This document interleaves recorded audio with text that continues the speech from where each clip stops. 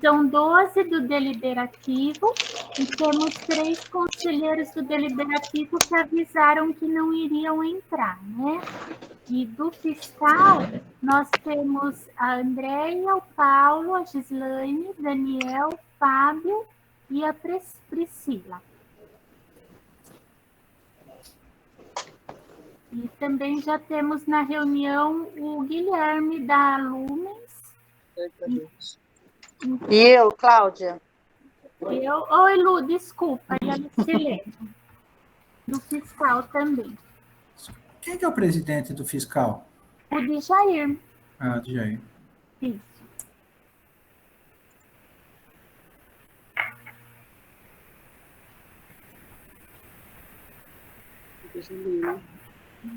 Boa tarde, pessoal, tudo bem? Guilherme. Boa tarde, Guilherme. Boa tarde. Boa tarde, Guilherme. Boa tarde. Tudo bem? Boa tarde, Guilherme. Não.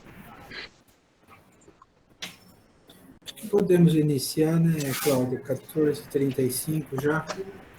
Sim, podemos iniciar, e até agora que mais pessoas entraram, avisar, pessoal, que nós vamos gravar a reunião hoje, porque tem alguns conselheiros que já avisaram que não poderiam participar, então eu vou mandar o link depois nos grupos, né?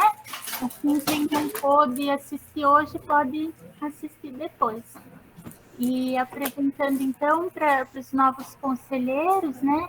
O Guilherme é o atuário contratado pelo IPREJUM para fazer a nossa avaliação atuarial. A empresa Lumens, né, foi contratada pelo Instituto em 2018, através de processo licitatório, né, de um pregão. E o nosso contrato com a Lumens, ele pode ser prorrogado por 60 meses. Então, desde 2018, é a Lumens que faz as nossas avaliações. E, anualmente, o Guilherme, assim, gentilmente faz uma reunião com todos os conselheiros para explicar um pouquinho sobre o relatório, dar algumas informações da avaliação que ele fez. Então, eu vou deixar a palavra com o Guilherme. Agora, você quer que eu projete o relatório, Guilherme, ou não precisa? Oi, Cláudia. Não, eu até, na verdade, eu posso projetar aqui por um dos acessos. Por favor. E daí eu trouxe uns slides que eu acho que fica mais fácil de para todos visualizarem. Legal. Eu vou ter permissão, né, para fazer a projeção, certo? Acredito que sim. Testa aí, mas é para dar certo sim, Guilherme. Só antes da gente iniciar, então deixa eu só fazer um teste. Só veja se aparece aí, por favor. Sim, Aparece? aparecendo. Apareceu sim. Tá legal. Então, daí, no momento, eu puxo ali sem problemas. Deixa eu ver. Tá comigo, então? Podemos Às vezes iniciar? a gente tem problema para mudar o slide, viu, Guilherme?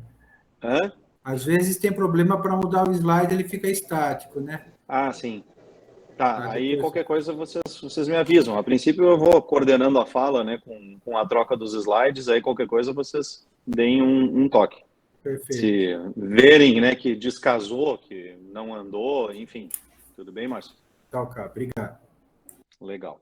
Posso iniciar então, Cláudia?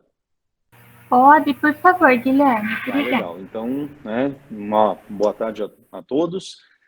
Como a Cláudia já me apresentou, eu sou o Guilherme Walter, eu sou sócio e atuário aqui da Lumens Atuarial. A gente já vem prestando serviços ao IPREJUM praticamente 4 anos agora, né? Então, que a gente já está nessa parceria e com esse relacionamento aí com o Instituto e o município de Jundiaí.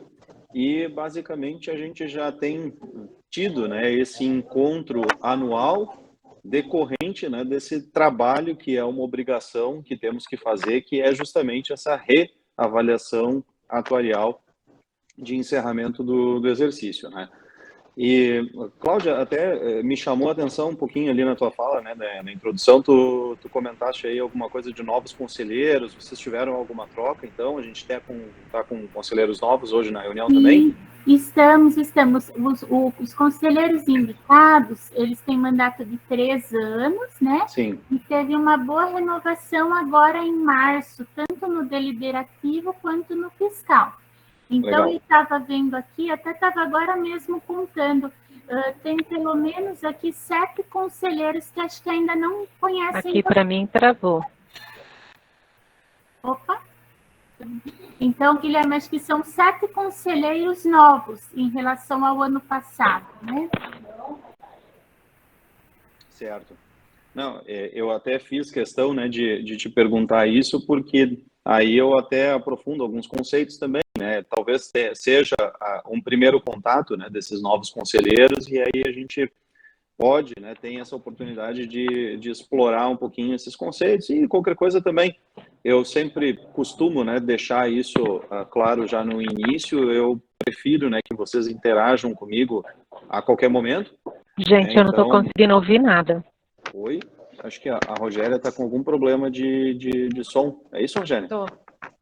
Doutor, posso? Isso, eu tô tentando estabilizar o som aqui, mas... Pode ser a conexão, enfim. Os demais me escutam bem? Vocês estão me escutando? Até agora Tranquilo? eu não estava ouvindo Tá. nada, mas vamos continuar. Agora eu tô. Sim. Tá, ok. Tranquilo, então.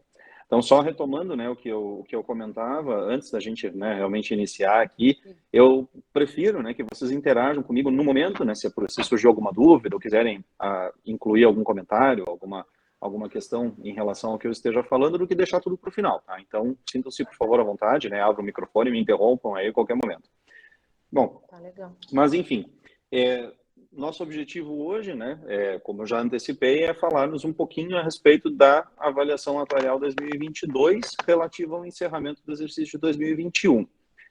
Porém, essa é uma avaliação, de certo modo, especial, né? Vocês muito bem sabem tudo o que aconteceu no ano passado, em relação aos movimentos previdenciários aí do município de Jundiaí, mas eu acho que é interessante a gente recuperar, principalmente para quem estava aí, né, nesse histórico, de certo modo, curto, porém muito intenso desses últimos 3 anos. Se a gente parar para analisar aí tudo o que ocorreu de 2019 até agora, foram diversas movimentações, diversas modificações do sistema previdenciário nacional e que, de certo modo, atingiram, né, os regimes próprios, e o IPREJUN não ficou de fora. Não poderia ficar diferente, né, não ficou de fora. Então, recuperando, né, esse movimento, esse início, em 2019, a gente teve a Emenda Constitucional 103, que, né, é a reforma da Previdência, e ela, sob um ponto de vista impositivo, trouxe algumas modificações que tiveram, né, que atingir a todos os regimes próprios, e vocês já tinham feito, né, já tinham se adequado a essas modificações, que foram as questões da adequação da alíquota, né, do segurado, passando, né, dos anteriores 11% para os 14%. Se a gente parar para analisar isso, a gente está mexendo, né, na questão da receita do RPPS, né, na receita do plano de previdência, aumentando essa expectativa de receita, e a gente teve uma outra imposição na ponta da despesa, que foi a limitação que o Constituinte trouxe, né, para os regimes próprios, que eles deveriam pagar apenas aposentadorias e pensões por morte. Né? No caso, então, auxílio-doença, salário-família, salário-maternidade, auxílio-reclusão, passaram de volta, né, para o executivo. E esse também foi um movimento que atingiu, né, aí o Instituto. Se a gente parar para analisar, são duas pontas opostas que trouxeram, né, um efeito positivo em ambas delas. Porque, só do ponto de vista da receita, o percentual aumentou, então a nossa expectativa de receita, ela aumenta junto. E na ponta da despesa, quando a gente se desobriga de pagar um determinado benefício, quer dizer que a gente vai, né, ter uma expectativa de despesa, de gasto menor. Então, é o sonho de qualquer orçamento pessoal ou de empresa, né, aumentar a receita e diminuir a despesa.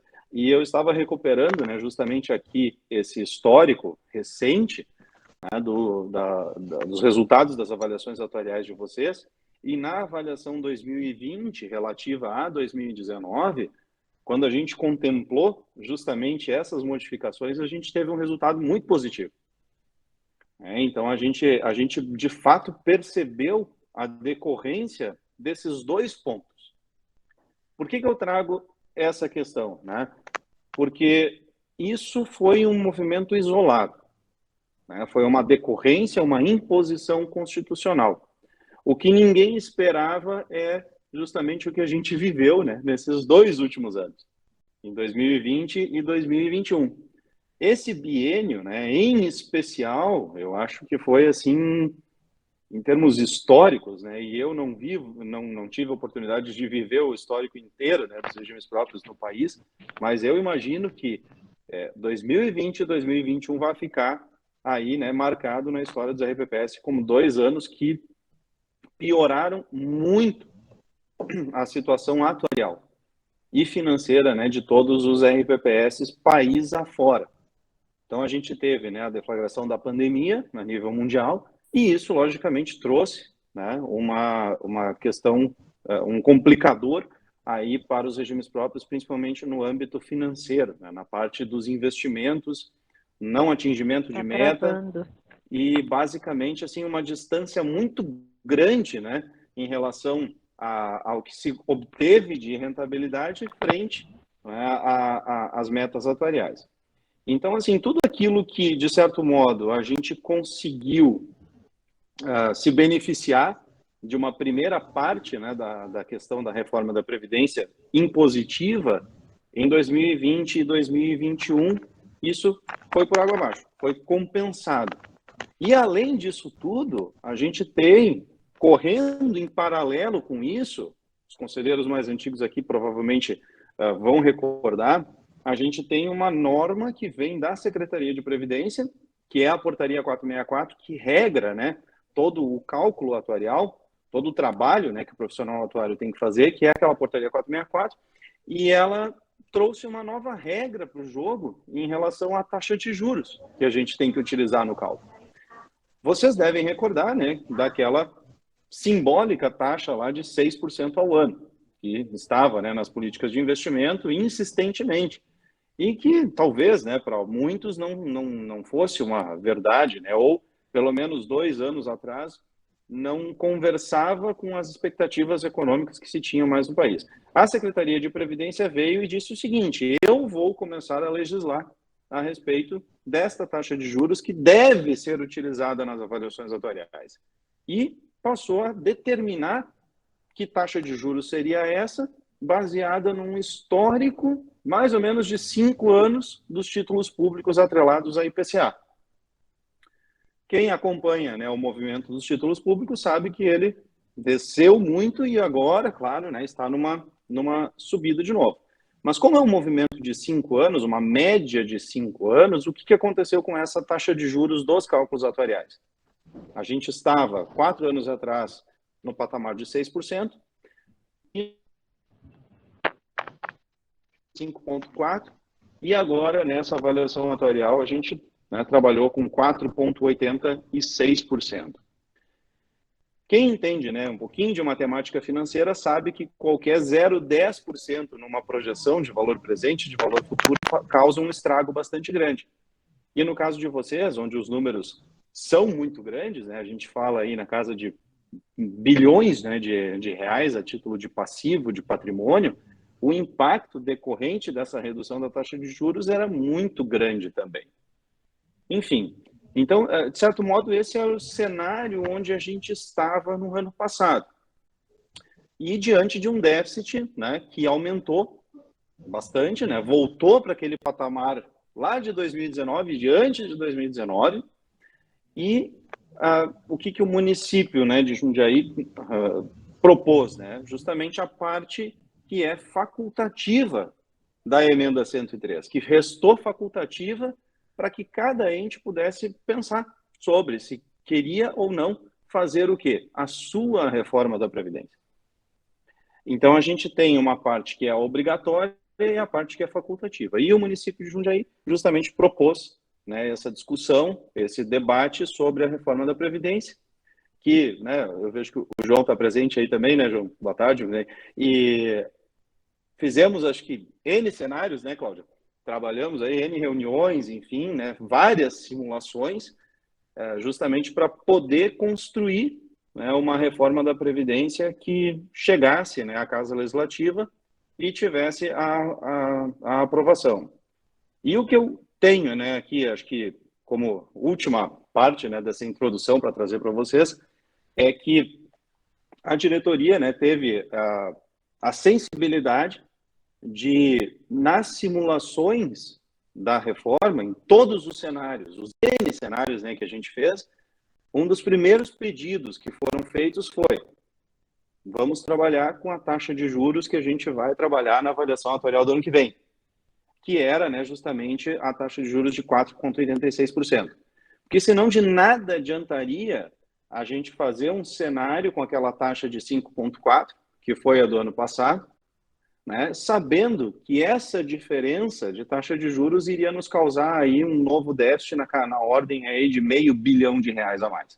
Então, nós construiríamos um cenário de reforma da Previdência e chegaríamos aqui nesta reunião e eu teria que falar, muito provavelmente, de uma diferença, de um déficit muito grande, né? Então, eu não estou antecipando ainda, né, a questão dos números, mas o que a gente chega, né, em termos de conclusão, é de que a aderência daqueles estudos que a gente fez, todos, né, no ano passado, eles convergiram muito com o resultado que a gente apurou agora na avaliação atuarial 2022.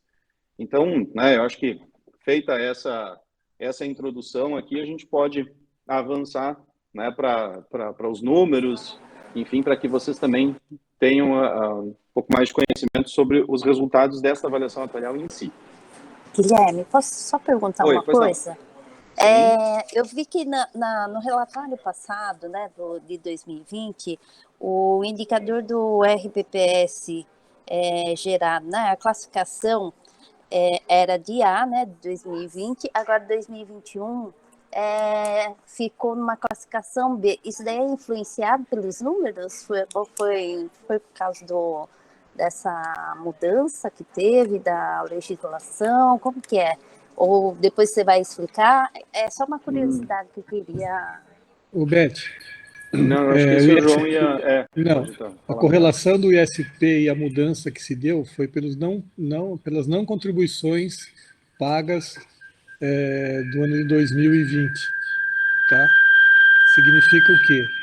Que quando a prefeitura usou a lei complementar no 73 e não fez o pagamento, e a gente acabou fazendo depois o parcelamento dos meses de, se eu não me engano, de abril até outubro, essas contribuições faltaram e isso tirou a nossa nota A. Se você pegar todos os outros níveis de nota lá, nós temos A em tudo, tá? Menos na questão da acumulação, porque a acumulação não existiu, porque aqui não teve contribuição. Então, essa é o motivo da nota. A gente até achou um erro deles lá em outra base, mas tudo que você olhar lá, quando você abre todas as notas, a única nota que nós não tivemos A foi por causa desse não pagamento. Esses valores foram parcelados. Provavelmente o ISP desse ano traga de volta a nota A, porque a gente teve todos os recolhimentos e manteve o padrão de governança, que é uma parte da nota do ISP. Foi por isso, tá? Tá, joia. Muito obrigada, viu? Legal. Bom, então, retomando aqui, né, recuperando aqui a questão, a avaliação atuarial 2022, então os números que a gente vai ver se referem ao exercício de 2021. Eu trago sempre, no início, né, uma estatística básica aqui de quem são vocês, né, de quem é o grupo que está segurado, que está sob o guarda-chuva, né, do IPREJUM. Então, a gente necessariamente está falando de um plano de previdência que assegura essa proteção previdenciária a todo o conjunto de servidores em atividade, que esperam, né, vir a se aposentar, quando cumprirem os requisitos de aposentadoria, aos atuais aposentados e aos atuais pensionistas, ou seja, que já estão em gozo de benefício e que têm garantido, né, esse recebimento do benefício de forma vitalícia, à exceção daqueles casos temporários, né? Mas o benefício de aposentadoria, ele tem garantia vitalícia. E quando a gente para pensar nisso, a gente está falando de um grupo de segurados aqui de 10 mil vidas, né? E para cada uma dessas 10 mil vidas, a gente está falando em assegurar um benefício que será pago aí por 20, 30, 40 anos, quem sabe, né? Então, o fato de ter isso em mente casa com o conceito que está por detrás do trabalho atuarial, que é o conceito de apurar o que a gente chama de passivo atuarial, reserva, provisão matemática, né? Então, esse quadro aqui, ele traz uma ideia inicial de o porquê, né, que os montantes de vocês são tão grandes. Por quê? A gente percebe, né, primeiro, a quantidade expressiva, tanto de servidores em atividade, como já em recebimento de benefício, assim como os valores médios, né, das remunerações e dos benefícios que já são pagos. Então, para ter uma ideia aqui, né, a gente tem aquela clássica composição no serviço público, onde há uma predominância das mulheres, né, no município aí de Jundiaí, com quase 5.300 mulheres e 2.150 homens, as remunerações médias de 5.500, 6.700, e vejam os benefícios, pouco mais de 8 mil para as mulheres e quase 9 mil em média para os homens. Então, isso tudo está por detrás, está vinculado, né, aos valores das reservas matemáticas, das provisões que são calculadas lá na frente, que representa, na verdade, a obrigação que o IPREJUM tem, né, que o IPREJUM assume frente a vocês segurados, né, a todo esse grupo. Então, esse aqui é um quadro básico, né, só para a gente exemplificar esse conceito inicial. Já comentei, né, na fala introdutória, que a gente teve aqui um revés, né, de certo modo, no passivo atuarial, mas que a gente acabou não percebendo nessa avaliação atuarial, porque todos os cenários, todos os estudos que a gente fez ao longo de 2021, em relação à reforma da Previdência, já anteciparam essa mudança da taxa de juros, né, que nós já sabíamos qual seria a taxa de juros que deveria ser utilizada, né, nessa avaliação atuarial 2022. Então, nesses cenários, nós já nos valemos dessa taxa de juros. Então, isso, de certo modo, né, acomodou muito melhor os resultados daqueles cenários em relação àquilo que a gente vai ver hoje, né, como resultado oficial de 31 de dezembro de 2021, em seguida.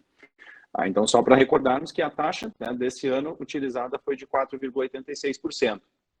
Fazendo aqui um exercício rápido, né, de futurologia, mas eu imagino, né, que olhando para a média móvel dos últimos 5 anos, uma média móvel, né, a gente tem a saída do exercício de 2016 e o ingresso do exercício de 2021 nessa média. Em 2016, nós tínhamos aí uma Selic média, né, de 13%, e eu acho que 2021 ficou numa média de 3, 4%. Então, é muito provável que a taxa de juros do ano que vem possa vir com alguma redução ainda, né? Eu imagino que, pelos anos anteriores, maio, junho, a Secretaria de Previdência deva divulgar qual que vai ser essa taxa de juros da avaliação atuarial do ano que vem. Então, a gente já pode ter mais ou menos uma ideia, uma noção do impacto, né, que a gente vai colher nessa próxima avaliação atuarial, tá? De 2023 referente a 2022. Enfim, agora entrando um pouquinho na parte financeira, né, nesse panorama aí do Instituto, o que nós temos? Em termos de custeio, né? Custeio é o quê? É o conjunto das alíquotas que são cobradas dos atores que participam dessa previdência. A gente está falando necessariamente da prefeitura, né, do executivo, do patrão, a alíquota patronal, e a alíquota do servidor, do segurado. E a gente tem o que aqui? A manutenção, né, dessas alíquotas de 14,33%, que é a alíquota patronal, e as alíquotas de 14% descontadas do servidor ativo e dos aposentados e pensionistas. Os 14% não mudou. O que mudou aqui já, né, entrando em decorrência da reforma da Previdência? A imunidade contributiva sobre os benefícios. Antes da reforma, era aquela regra geral, onde todo e qualquer benefício era imune à contribuição até o teto do INSS, hoje em 7 mil e pouco, no ano passado 6.400. Na reforma aprovada, essa imunidade contributiva ela foi reduzida para o patamar de Eu só não me recordo se no texto de vocês está 3 salários mínimos ou ficou 3.300, mas eu acho que é 3 salários mínimos, né? 3 então, mínimos. 3 mínimos, né? Então ficou vinculado a 3 salários mínimos, ou seja, né, no caso do ano passado, a R$ 3.300. Todo e qualquer benefício, portanto, que supere esse valor, vai ser cobrado sobre essa parcela que supera os 3.300. A mesma dinâmica que era antes, né? Só que acima do teto, agora sobre 3 salários mínimos. Isso, de certo modo, essa cobrança, né, essa redução da imunidade, ela traz, num primeiro momento, mais receita, de forma imediata, né, para o Instituto, sob o ponto de vista financeiro, mas também tem um aspecto atuarial, porque nos dá uma perspectiva de arrecadação maior, tanto por parte dos atuais aposentados e pensionistas, como por parte dos futuros aposentados. Vocês, né, a maioria aí de servidores em atividade, quando virem a se inativar, vão, né, contribuir sobre essa parcela. Quando a gente olha para isso aqui, apenas essas duas receitas, a gente tem uma arrecadação próxima de 14 milhões de reais por mês, 14 milhões e 200 mil por mês. Se a gente vai comparar com a folha do Instituto, lá de setembro, né, do ano passado, que foi a base de dados que nós utilizamos, nós tínhamos uma folha de 22 milhões e 400. Então, percebam que somente essas duas receitas nos conduziriam, né, a uma situação de déficit financeiro, onde faltariam aí algo em torno de 8 milhões e 300 mil por mês. Só que, além disso, o Instituto ele recebe outras receitas. A gente tem a receita da alíquota suplementar, alíquota especial, alíquota do passivo, não sei exatamente como vocês chamam aí, mas é a alíquota, né, que serve para o pagamento do déficit atuarial. Nós temos também os parcelamentos, né, como o João já falou, aquelas contribuições previdenciárias que não foram honradas, né, pelo Executivo e que geraram, né, acordos de parcelamento que são pagas pelo ente, e mais a receita de compensação previdenciária que o INSS paga, né, para o Instituto daqueles processos que já foram deferidos.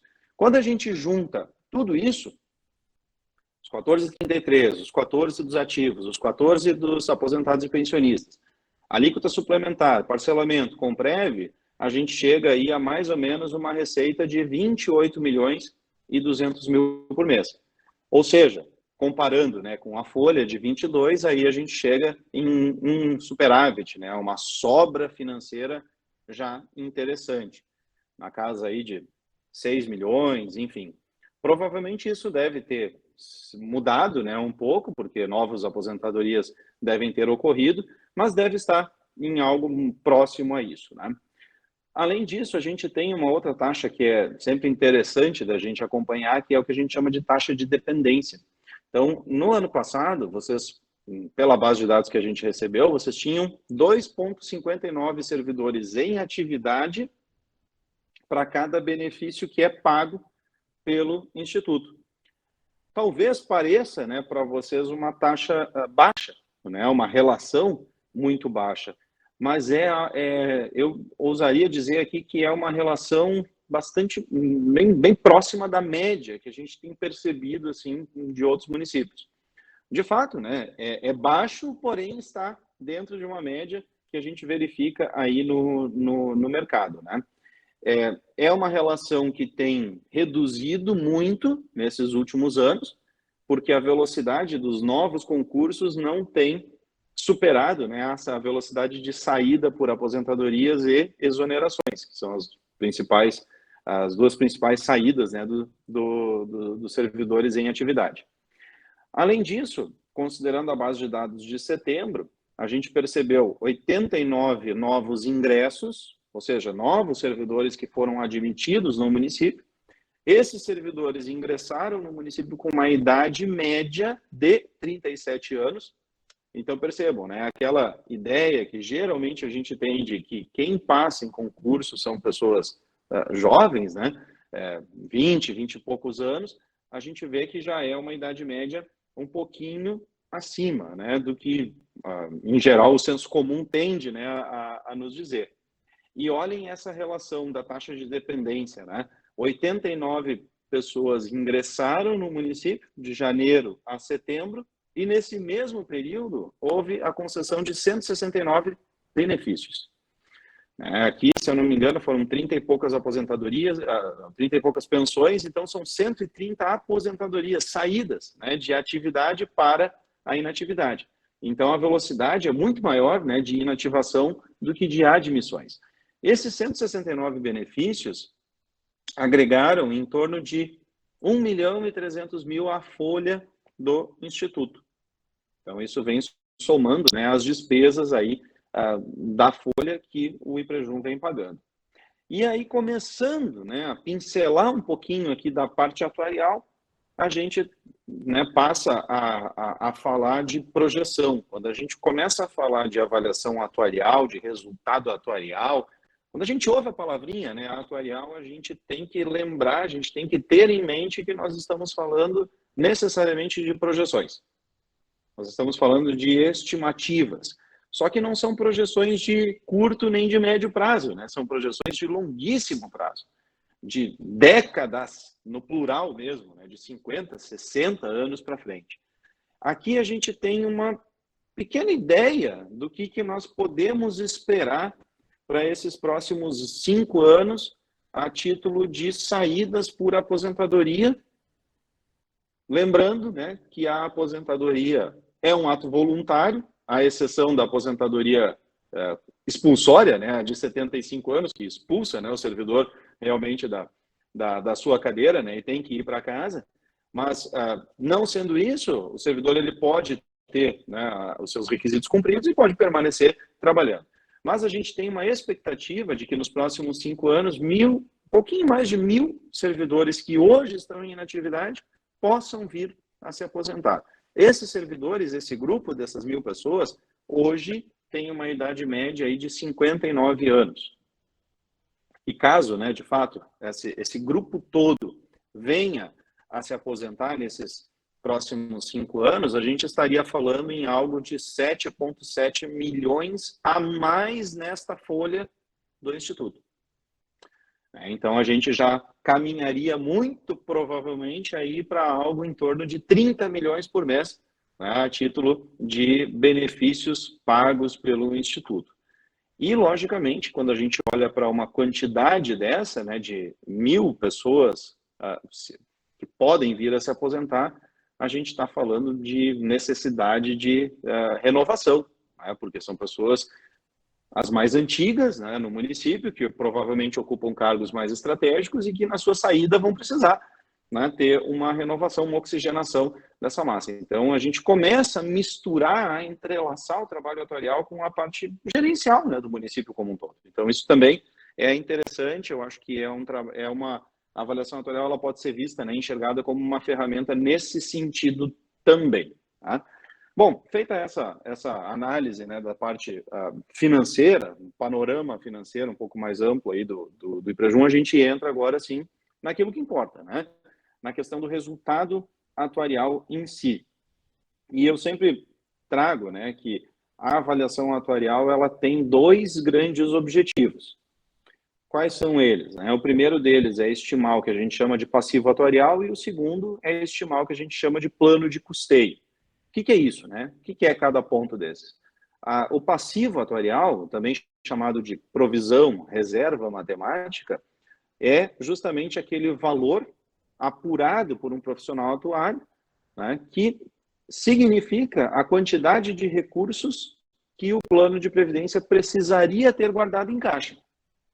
Tá? É o compromisso do plano naquela data, 31 de dezembro de 2021, que é a que nós estamos falando. Quanto que eu, IPREJUM, precisaria ter para honrar todo o compromisso que eu assumi com os meus segurados, ativos, aposentados e pensionistas. Esse é o nosso passivo atuarial, reserva ou provisão matemática, primeiro objetivo. O segundo é o plano de custeio, que é nada mais nada menos do que o conjunto das alíquotas que são cobradas dos atores, do patrão, do executivo e dos servidores. E na questão do plano de custeio, a avaliação atuarial ela vai justamente dizer se este plano de custeio, se essas alíquotas, elas têm necessidade de serem alteradas ou se elas podem ser mantidas. Para quê? Para que o equilíbrio atuarial seja atingido. Então, lá na Constituição, a gente tem o quê? Que todo ente, né, que escolheu ter um regime próprio, ele tem que mantê-lo em equilíbrio atuarial. Então, é justamente por meio desse trabalho, da avaliação atuarial anual, que a gente vai aferir, né, essas questões. Primeiro, o passivo atuarial, qual é o tamanho do meu passivo atuarial, e segundo, se eu preciso mexer, ajustar essas alíquotas. E ainda, né, acho que informações pertinentes, principalmente para os conselheiros novos, né, esse trabalho de avaliação atuarial, ele passa para várias mãos, ou por várias mãos depois de pronto, né, a começar pela diretoria, né, executiva do Instituto, depois vai para os conselhos, vai para o executivo, dando alguma norma, passa pela Casa Legislativa também, do município. E quando a gente extrapola isso, a gente já tem os órgãos de fiscalização e controle, que são, né, a Secretaria de Previdência, que olha mais para o Instituto, né, mais para o IPREJUM, e o próprio Tribunal de Contas do Estado, que vai olhar se os resultados, né, apontados pela avaliação atuarial estão sendo cumpridos ou não pelo Executivo. Então, percebam que a avaliação atuarial em si, esse livrinho, né, que a gente manda depois para vocês, ele assume um caráter, né, que pode redundar em um apontamento, por exemplo, para o chefe do Executivo, caso ele não venha a cumprir, né, com uma alteração de alíquota, por exemplo, determinada pela avaliação atuarial, calculada pela avaliação atuarial. Tá? Então, esses são as questões um pouco mais teóricas, né, que eu acho que vale a pena a gente recordar. Eu sempre digo, né, é o meu dia a dia, né, não é o dia a dia de vocês, então vale a pena a gente trazer esses conceitos de novo. Então, quando a gente fala de resultado atuarial, o que nós estamos comentando?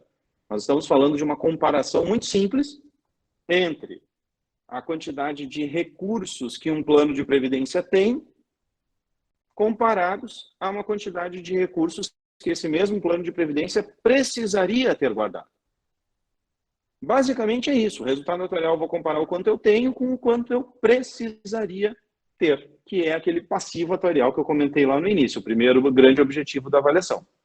Então, indo aos números de vocês, ao final de 2021, vocês encerraram o exercício com, primeiro, 2 bilhões e 84 milhões a título de dinheiro, grana, aplicações, investimentos, etc. Fundos, né? Então, 2 bilhões e 85 milhões de reais. Além disso, vocês têm aqui pactuados, né, com o município pouco mais de 318 milhões em parcelamentos. Recordando, parcelamentos são aquelas contribuições que não foram pagas e que geraram termos, né, de acordo, onde o município reconhece a dívida, daí sim, né, dívida, e vai pagar isso de forma parcelada, né, para o Instituto. Somando esses dois valores, a gente chega em 2 bilhões 403 milhões de reais a título de ativo, patrimônio, né, do Instituto do IPREJUM. Ok, sei quanto eu tenho, agora eu preciso saber o quanto que eu precisaria ter, que é o passivo atuarial, reserva ou provisão matemática. E aí, esse valor, ele foi apurado em 4 bilhões 771 milhões de reais. Então, esse montante, ele representa justamente essa quantidade de recursos que o Instituto precisaria ter guardado em caixa, considerando já as novas regras aprovadas, né, da reforma da Previdência. Se nós não tivéssemos, né, aprovado a reforma da Previdência, se nós não tivéssemos regras mais restritivas de acesso ao benefício de aposentadoria, se nós não tivéssemos reduzido a imunidade contributiva do teto para 3 salários mínimos, esse valor aqui, do passivo, né, atuarial, ele seria muito maior, né, na ordem aí de 1 bilhão, mais ou menos, a mais. Né? Então, foi isso também que, de certo modo, motivou, né, uma preocupação tanto do Executivo em até, quem sabe, não conseguir honrar, né, o pagamento do déficit atuarial lá na frente, caso não se fizesse, né, uma modificação, uma reforma da Previdência, de modo que os resultados atuariais ficassem mais acomodados, né, dentro do orçamento. Aqui eu estou falando ainda, né, de resultados sem o plano de amortização. Depois a gente já vai ver como é que isso fica, né, com o plano de amortização. De qualquer forma, nós temos os dois grandes números agora na tela. Eu sei quanto eu tenho, 2 bilhões e 400, eu sei quanto eu precisaria ter, 4 bilhões e 771, o meu resultado é a diferença entre os dois, 2.400 menos 4.700, eu tenho um resultado negativo de 2 bilhões e 368 milhões. Resultado negativo quer dizer o quê? Déficit atuarial. Então, esse aqui é o resultado que a gente tem, é o resultado que a gente colhe, né, depois de aprovada a reforma da Previdência. Então percebam, né, que acho que uma primeira conclusão, né, que se chega é de que a reforma da Previdência ela não resolve o problema, ela não resolveu o problema, ela não fez com que o déficit atuarial sumisse, desaparecesse, mas ele ficou menor. Esse é o efeito, né, essa é a decorrência de uma reforma da Previdência.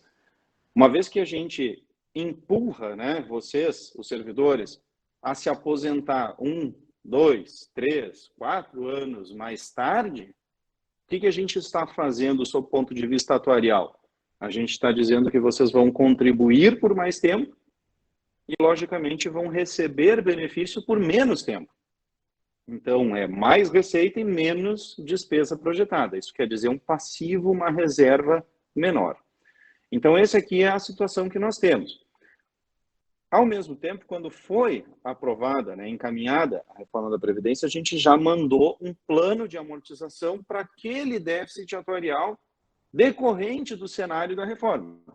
Final, né, depois de todos os cenários, etc., né, quando se chegou no texto final para a Casa Legislativa, fizemos, né, um novo cenário e definimos um plano de amortização, que é justamente esse aqui que está na tela, que foi aprovado pela Lei Municipal 9692 de 2021 e que traz essa sequência de alíquotas aqui que vai até o exercício de 2055.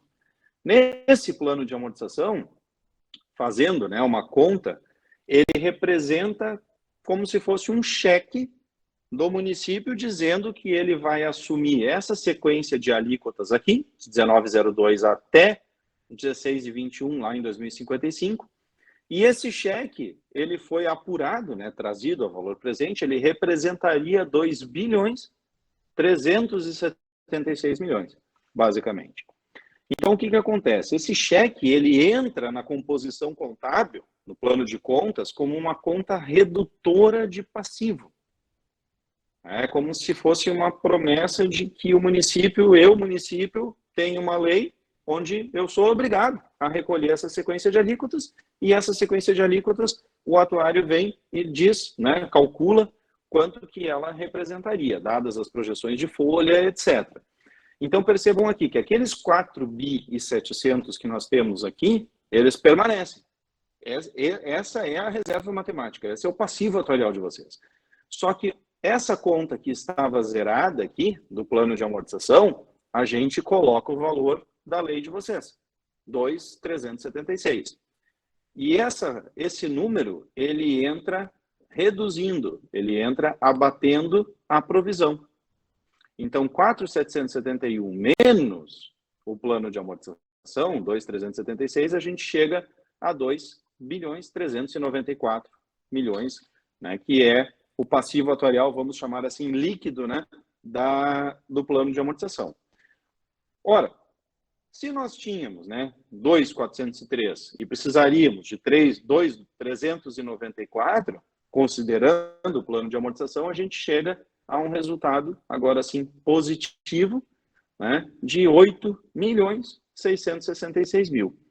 Então, a gente pode afirmar que com o plano de custeio vigente, considerando o plano de amortização, o resultado foi de um superávit atuarial. No mercado, a gente chama isso de superávit atuarial escritural, né?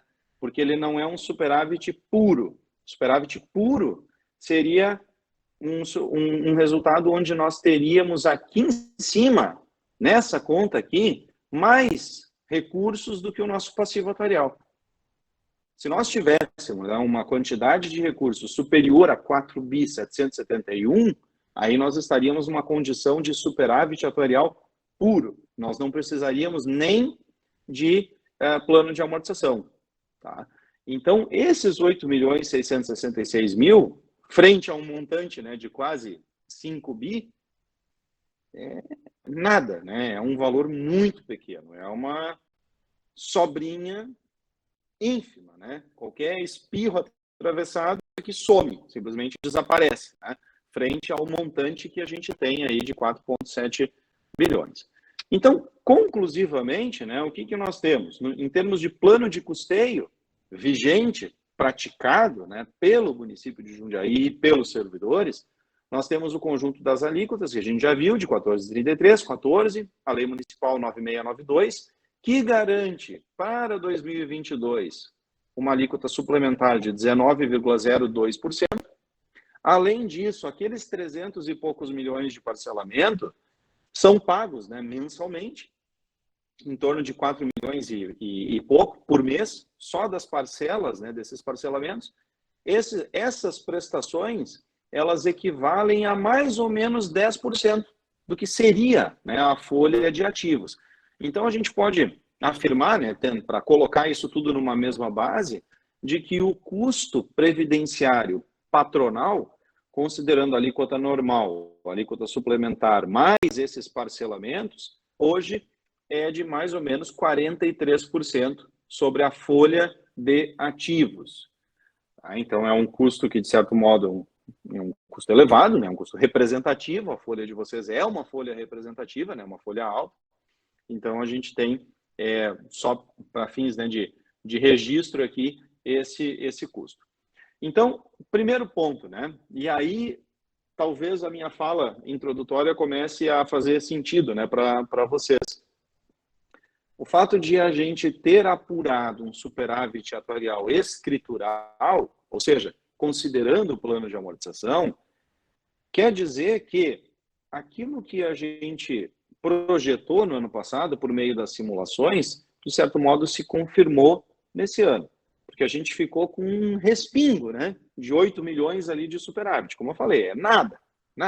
8 milhões para uma pessoa física, logicamente, é bastante, mas num universo de 4,7 bi é nada, né?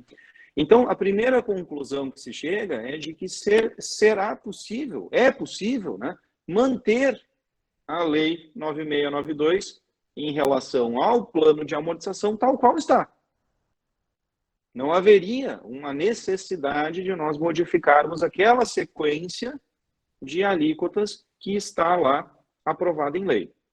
Porém, né, se for o caso, a gente traz aqui uma sequência onde nós zeraríamos aquela conta, nós não deixaríamos aquele respingo, né, de 8 milhões e 600, e nós adequaríamos essas alíquotas futuras para que zerássemos, né, para que a gente ficasse com um equilíbrio atuarial.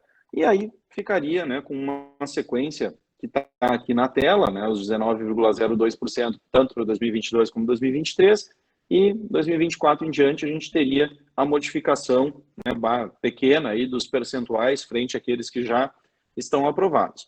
Mas é como eu coloquei ali no slide anterior, é uma possibilidade. Não há, né, a imposição, não há essa necessidade de que vocês venham a adequar, a alterar isso. Tá? Então, assim, de certo modo, seriam essas, né, as considerações, os números, né, que eu teria aqui para trazer para vocês. Eu acho que a gente pode considerar, né, que toda aquela aprovação, todo aquele trâmite, né, que foi feito em relação à reforma da Previdência, de certo modo, se atingiu um sucesso, né? Eu acho que hoje, com os resultados dessa avaliação atuarial, porque a gente que vive, né, que respira esse mercado de Previdência, a gente volta e meia escuta alguns comentários do tipo, poxa, eu fiz a reforma da Previdência, a gente aprovou a reforma da Previdência no município, Fiz a avaliação atuarial agora com a nova taxa de juros e meu resultado praticamente voltou para aquilo que eu tinha. Ou seja, né, o mercado sabe que vai ter uma alteração de taxa de juros, mas não se preparou para isso. Fez todo um trâmite que vocês muito bem viveram isso, sabem, né, que é um trâmite desgastante, principalmente, né, para o executivo, para o legislativo, para a diretoria executiva, conselhos, etc., né, que vocês são linha de frente, representam, né, todos os servidores. E aí imaginem, né, chegar, fazer tudo isso e aparecer com um déficit enorme de novo, né, logo depois, quando da realização da avaliação atuarial. Então, eu acredito que esse caráter, né, de prudência que foi dado para todo o cenário construído, né, de reforma da Previdência foi muito importante para que a gente estivesse um pouco mais confortável nesta avaliação atuarial. Isso é sinônimo de sucesso daqui para frente, de que a gente não vai mais ter novos déficits? Muito pelo contrário, né? Como é que vai se comportar esse 2022, por exemplo? A gente sabe? Não temos como saber. Fala-se, né, aí na questão do piso do magistério, muitos já estão tomando, né, um revés. A gente cansa aqui de fazer pedidos, né, cenários de simulações, agregando, né, a folha do magistério e aqueles benefícios com paridade, um reajuste real aí na ordem de 20%. Real. Ou seja, isso destrói, estraga qualquer projeção atuarial que é feita, né? Então, o que a gente precisa agora, né, é começar a acompanhar as novas projeções, né? A gente tem regras novas de benefícios. Isso é uma questão que é super interessante também, porque a gente tem uma regra da média nova e a gente sabe que a regra da média, mesmo antiga, era algo meio desconhecida, né? Porque a grande maioria das aposentadorias até hoje é pela integralidade, pela última remuneração, onde não tem mistério. É a última remuneração e ponto. Mas e a média? Como é que vai se dar esse comportamento de aposentadoria? E agora, com essa nova regra, que deixa a média mais para baixo, que joga a média do benefício mais para baixo, será que o servidor ele tende a trabalhar por mais tempo para melhorar a média? Será que ele vai trazer aquela CTC antiga de um salário mínimo que ele tinha? Então, são questões que a gente não tem resposta, né? Eu me recordo, né, Cláudia, que a gente conversou bastante sobre isso, e que a avaliação atuarial a gente precisa colocar uma hipótese. Mas a gente vai ter que, necessariamente, com o passar do tempo, à medida que essas aposentadorias, de média, principalmente, forem acontecendo, verificar se aquilo que a gente aqui projetou está batendo, de fato, com o comportamento de aposentadoria do servidor. Então, a gente tem um desafio bastante grande, são projeções, por óbvio, e a gente tem uma grande parcela de projeções num mundo cinzento, né? Onde a gente não sabe, de fato, o que vai acontecer, mas é por isso que se faz a avaliação atuarial todos os anos, né? Justamente para que a gente possa fazer esses ajustes, né? Esse refinamento dessas projeções adequadas também ao comportamento de vocês, né, servidores em atividade. Então, acho que falei bastante aqui, né? Ninguém me interrompeu, fiquei falando sozinho, então agora deixo com vocês aí, tá? Fico à disposição aí, Cláudio. Devolvo para ti. Tá sem microfone.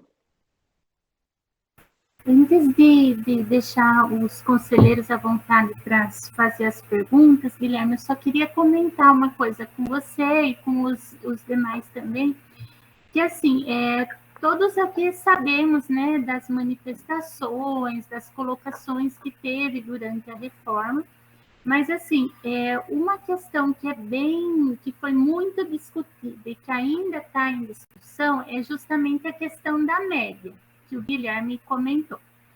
Porque, como foram abrangidas as duas regras de transição, que era um anseio, né, dos servidores, o que restou foi a média, que tem um grupo que realmente pleiteia uma média diferente, critérios diferentes para a média, que pleiteavam que a gente fizesse uma média diferente do que estava na emenda 103, né? E a gente, até por orientação da consultoria atuarial, da consultoria que foi contratada na ocasião, né, da ABCPrev, mantivemos a regra da 103. Mas, como o Guilherme falou, a média, pessoal, ela varia caso a caso. Não tem como a gente falar assim, olha, agora com a média, a queda é de 30%, é de 20%. Embora a gente ouve que tem esses grupos que ainda propagam dessa forma, né, com o servidor. Ontem e hoje a gente teve palestra aí no Passo, né, a palestra do Trejum. Ontem a Beth até estava com a gente, né, Beth? E acho que a Beth pôde presenciar isso. O quanto é difícil a gente conversar com o servidor sobre o assunto média, porque o servidor quer uma calculadora, quer um simulador, ele quer descobrir com quanto ele vai aposentar. Sendo que é impossível, o Guilherme técnico está aqui, é impossível eu dizer com quanto o servidor vai aposentar daqui a 15 anos. Por quê? Que fatores entram na média? O reajuste da inflação, qual vai ser o comportamento da carreira nesses 15 anos? É uma série de fatores que é impossível ter uma calculadora que chegue e fale, você vai aposentar com tanto. O que nós fazemos são projeções, inclusive até queria que o Guilherme comentasse, a projeção que a gente usa para o cálculo atuarial é de que a média traz uma redução de 70% em relação ao valor do último salário, certo, Guilherme? Essa é a premissa que você usa, né? Redução, na verdade, de 30%, né? Ficaria um benefício de 70%. Perfeito, isso mesmo. Então, essa é uma premissa. Isso acontece em todos os casos? Não. Esse ano mesmo, a Anitta foi fazer uma aposentadoria pela média, em que a pessoa trouxe um ótimo histórico de contribuição, a média dela foi maior do que o último salário. Assim como tem pessoas que a média cai, o salário cai em uns 15%, tem pessoas que caem 12%, tem pessoas que caem 20%. É impossível a gente determinar, olha, com essa média a redução vai ser de X, porque vai ser caso a caso. Então, o que a gente tem feito, eu combinei já com a Anitta, todas as novas aposentadorias que saem na média, ela anota qual era o último salário, qual foi a média obtida, qual era a média se fosse a lei anterior, e nós vamos fazer um histórico para acompanhar. Só que, como o Guilherme disse, é só com a experiência que a gente vai ver qual é a redução exata. Então, assim, eu peço até para os conselheiros que têm contato com os servidores, que puderem ajudar, porque é o que nós tentamos explicar, mas nem sempre a gente consegue, né, fazer com que todos vejam que não tem como a gente determinar exatamente qual vai ser o valor de uma aposentadoria que vai ser concedida daqui a 15 anos, né? Mas era isso. Obrigada, viu, Guilherme? Vou deixar aberto para os demais. Guilherme, passou. Eu acho que na redução que você mostrou lá, né, da amortização, deu uma redução depois da lei de 27%, quase 30%. E aí você falou assim que não é o ideal ainda, né? Com essa, mesmo com a lei, com essas mudanças que foram feitas, né? O interessante seria zerar. Mas com quase 30%, se a gente for fazer a projeção, né, lá para frente, isso daí não é interessante também? Não foi um resultado interessante? Você não acha isso? Sim, o resultado que se teve, ele foi muito bom. O que eu quis dizer aqui, na verdade, é que nós não temos como zerar a conta somente com a reforma, né? Porque a gente traz, e isso está muito linkado, né? É inerente à história da maioria dos regimes próprios no país. A gente tem uma carga de passado, né? Uma herança, um peso muito grande, e pode vir a reforma que vier. A gente fez, né, cenários considerando uma regra de transição apenas. Nós fizemos cenários considerando uma regra de transição e a taxação a partir de um salário mínimo, ou seja, cenários extremamente duros, onde a gente permanecia com mais de 1 bilhão de déficit. Então, perceba que o remédio, né, por mais amargo que ele fosse, nós não chegaríamos a uma solução atuarial. E eu tenho dito muito isso, né? A reforma da Previdência, ela, no sentido de alterar as regras e reduzir a imunidade, ela se mostra como uma solução, e talvez a única solução, que ataca o passivo atuarial. Que ataca o passivo no sentido de reduzir o passivo atuarial. Tá? Por quê? Porque a gente mexe na regra, a gente tem a possibilidade de mexer na regra do jogo para quem está no jogo. Não é isso que nós fizemos? Né? Então, eu espero me aposentar daqui a 5 anos, eu vou me aposentar daqui a 7, 8 anos. Então, esse é o grande ponto. Tá? A gente conseguiu, sim, um resultado excelente nesse sentido, né? Sob ponto de vista atuarial. Eu até fiz uma simulação aqui, não fosse a reforma, nós estaríamos provavelmente na ordem aí de quase 4 bilhões de déficit atuarial, sem plano de amortização. Então, o impacto, né, dessa reforma da Previdência, ela foi muito grande. Tá? Então, nesse sentido, que eu acho que a gente tem que enaltecer, né, a decorrência dessa reforma mesmo.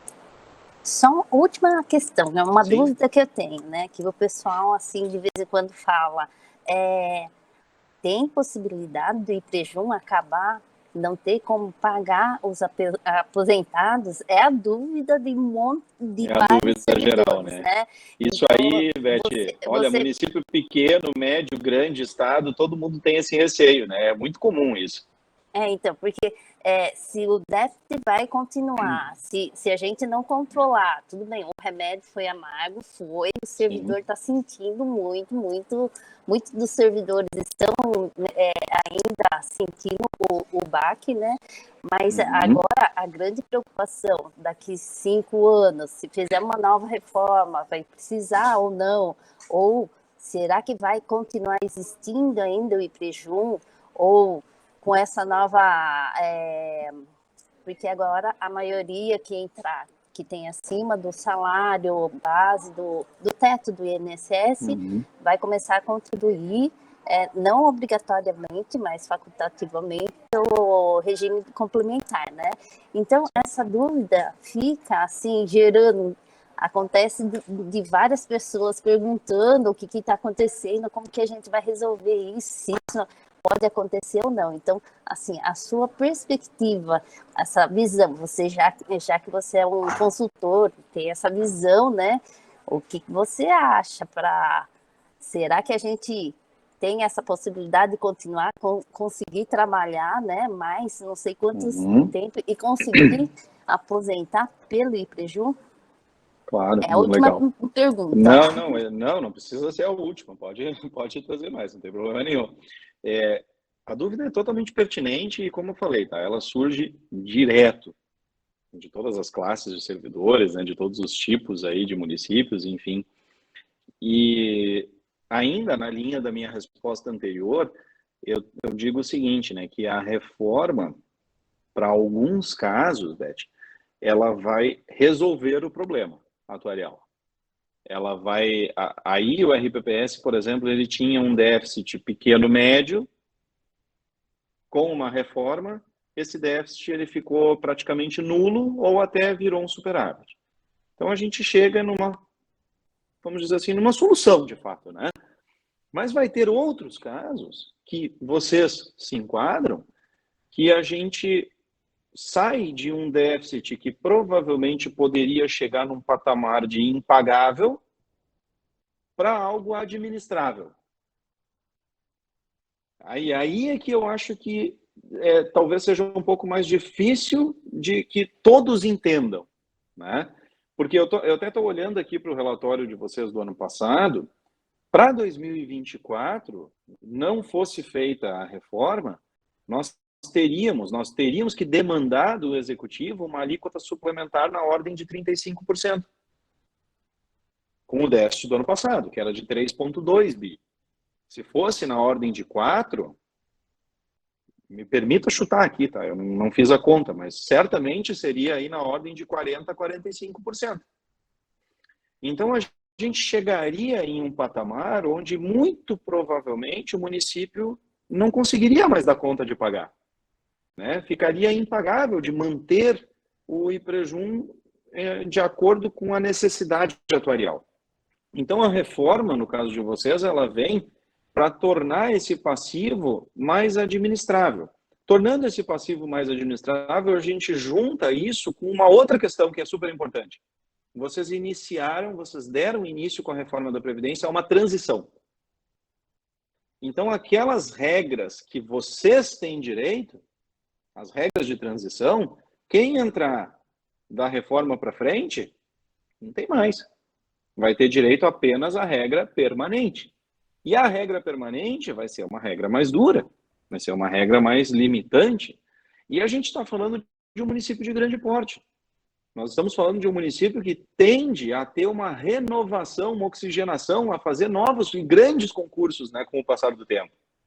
Então, com isso, juntando tudo isso, restringindo um pouco quem está no jogo, né, criando regras novas, iniciando uma transição, trazendo gente nova que vai começar a fazer parte desse novo grupo, a perspectiva que eu passaria, né, é de que sim, o município tende a conseguir administrar esse passivo atuarial com o passar do tempo. É claro, né, que se vier sistematicamente, por exemplo, né, pegando o exemplo só porque está em voga e todo mundo fala, né, mas se a gente tiver pisos, né, de 30% todos os anos, garantidos para todos, dificilmente a gente vai conseguir obter resultados sempre positivos ou até mesmo uma melhora gradativa dos resultados. Então, a gente ainda tem um grande grupo que depende de integralidade, que não se aposentou. A gente precisa olhar, né, para as questões administrativas, para as questões de pessoal, para que a gente não tenha uma decorrência no passivo. Algo que seria interessante, eu não sei se foi feito aí também, e que eu tenho comentado muito, é de trazer também uma reforma administrativa, de questão de plano de cargos e salários, em algo mais enxuto para os novos servidores também. Porque aí a transição ela fica praticamente completa. O servidor entra num sistema previdenciário mais restritivo, onde a evolução da remuneração dele também é menor. Então, essa transição, esses novos servidores, eles tendem a não ter um peso atuarial tão grande, a participarem com uma receita, né, mais interessante dentro do contexto do RPPS como um todo. Mas a perspectiva, a meu ver, né, eu acho que é uma construção positiva. Logicamente que a gente vai precisar analisar, Beth, todos os anos, né, essas próximas avaliações atuariais. Certamente nós vamos ter novos déficits, superávites, né? Mas o que importa é o conjunto, né? E a continuidade dos exercícios. Tá joia. Obrigada, viu, Guilherme? Nada. Guilherme, posso complementar um pouquinho? Sim, João. A gente tem uma estrutura aqui em Jundiaí que é bastante interessante e a gente não se desfez dessa estrutura até agora, que 100% do nosso financiamento ele está em capitalização. Tá? Então, ele é mais caro, porque ele exige que os recursos entrem num pacote único, né?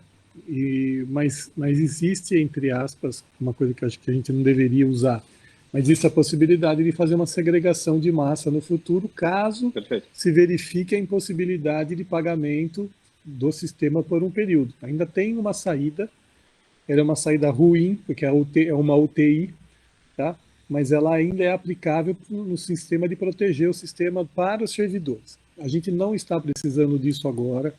A prefeitura consegue fazer o esforço que está tendo agora na questão do custeio, tanto que a proposta foi deles aumentarem no valor orçamentário de praticamente 16 para 19, quer dizer, colocar um pouco mais de recurso no curto prazo, garantindo um financiamento de longo prazo mais tranquilo. Então, nós teríamos uma tabela ascendente, que daqui 25 anos, só essa contribuição adicional que nós temos para financiamento do DS técnico ia ser 50%, mais os 14%, quer dizer, nós estaríamos trabalhando em algo em torno de 65% a 70% sobre a folha do custo previdenciário, o que não teria problema para o servidor para aposentadoria, mas traria problema para qualquer carreira, porque não ia ter mais aumento, não ia ter mais nada. Porque a despesa com o pessoal, ela sai da mesma rubrica. Então, se você aumenta muito o custo previdenciário, você não tem recurso para pagar ou aumentar o valor de salário. E aí você faz um balanço. Eu vou ter que gastar mais para pagar a coisa, eu não vou dar nenhum aumento para o servidor. Então, esse equilíbrio é que se busca dentro da reforma. Então, nós trouxemos para um valor negociado dentro da estrutura da prefeitura viável, tá?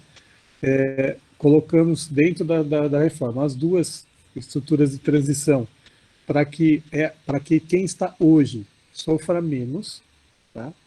Não que não vai sofrer, não é a primeira reforma, né? Eu estou pegando a quinta reforma, alguns estão pegando a primeira, mas a gente já está na quarta estrutura de servidor aqui em Jundiaí. Nós tivemos lá atrás, até 2004, quem tem integralidade e paridade, depois nós temos a média, agora nós temos uma média reduzida e daqui a pouco nós já temos complementar. Quer dizer, então, nós temos sistemas que vão se alterando para serem suportáveis, né? Se você olhar a despesa previdenciária de Jundiaí, ela é bastante alta pelo número de servidores. Nós temos uma média de aposentadoria aqui bem alta. O Guilherme me corrige se eu estiver enganado, mas acho que ele não tem nenhum cliente no Brasil que tenha uma média parecida com a média de aposentadoria que nós temos em Jundiaí. Tá? Bem alto mesmo. Isso ressalva que o poder de compra da aposentadoria ele está preservado, quer dizer, a pessoa não sai daqui recebendo 1/3 do que ela receberia, ela recebe próximo, mas ela recebe dentro de um padrão de remuneração bastante significativo em relação aos demais servidores que a gente vê na região, no Brasil como em geral e especialmente em relação à população em geral. Está pagando mais? Está pagando mais, está levando mais. O sistema ele tem um padrão. Agora ele é plenamente contributivo e retributivo. Acabando esse grupo que tem direito à integralidade e paridade, que leva sem pagar tudo, a partir de agora o sistema é o que está previsto na Constituição. Você leva o que você pagou. Então, você escolhe aposentar com salário com um proveito maior, tem que trabalhar mais. Quer sair com salário menor, trabalha menos. Tá? Então, há uma escolha que não existiria se não tivesse a questão da reforma, porque podia ser imposto um teto, e um teto aí seria injusto com quem pagou ou quem tem a progressão, tá? Ficaria, vamos supor, ninguém pode ganhar mais que o teto do regime geral. Então, a gente tem essa visão do todo, e aí vocês, enquanto conselheiros, vocês vão acostumando a olhar como sistema. Tá? Como servidor, você tem todo o direito de olhar enquanto cliente do sistema. Nós como gestores, vocês como gestores também, a gente olha o todo. Tá? E o todo significa não só as gerações que já se aposentaram, não as que estão trabalhando, mas aquelas que virão. Tá? Porque se você vai postergando, a geração que virá pagará muito mais caro e receberá muito menos. Então, significa que se a gente colocaria nas costas dos futuros servidores da prefeitura um custo muito mais alto, certo? Proporcional ao custo que outros tiveram. Então, você também tem que tentar achar esse equilíbrio das gerações passadas com as gerações presentes, com as gerações futuras. Tá? E é por isso que gestão previdenciária é uma loucura. Nós estamos falando aqui de 70 anos, né?